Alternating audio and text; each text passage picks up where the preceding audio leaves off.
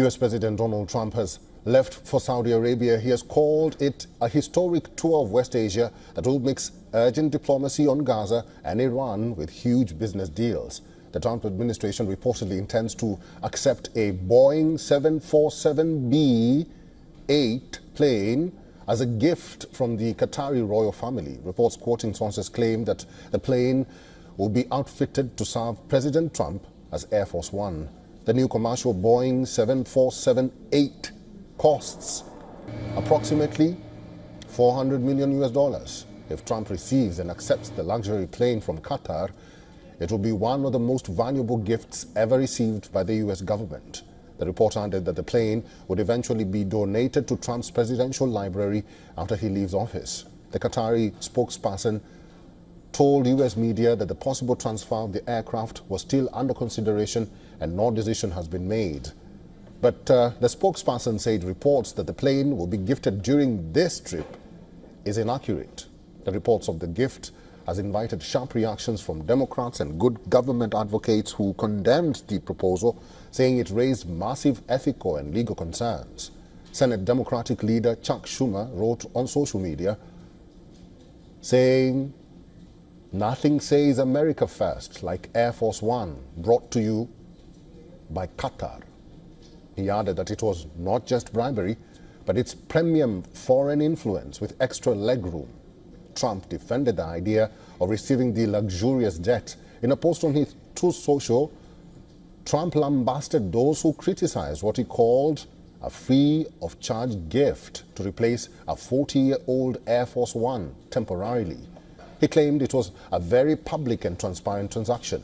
White House Press Secretary Caroline Leavitt said in a statement that any gift given by a foreign government is always accepted in full compliance with all applicable laws, and President Trump's administration is committed to full transparency.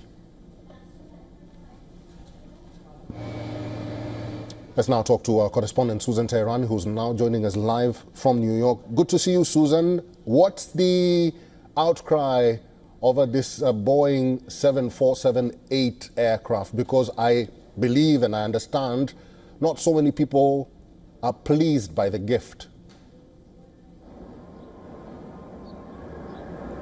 Democrats are never pleased with anything Republicans do, and vice versa. So it's no surprise here. The White House, well, first of all, we haven't received the gift yet.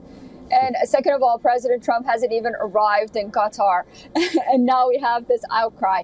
So the White House says it's going to be in par with legal requirements. The Qataris say we haven't even finalized this gift and it's still under consideration. So, I think most people are just waiting to see what happens. A lot of people don't care, but, the opposing party never misses a chance for some kind of criticism. But I think the main focus is going to be on this trip and how much investment these countries are going to put into the United States, with over $1 trillion in the next decade by the UAE and almost $600 million from the Saudis initially and then more later. Of course, the issue of Iran, a nuclear deal, the nuclear program, and of course the issue of Gaza is going to be on the agenda as well. Strategic partnerships are going to be so important to be discussed in this first major foreign trip by President Trump coming back from these Gulf states.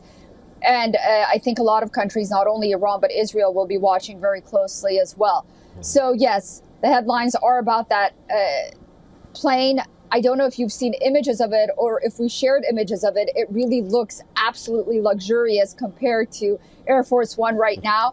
But it will be part of the headlines for sure as President Trump embarks on this trip, as we are even talking about it.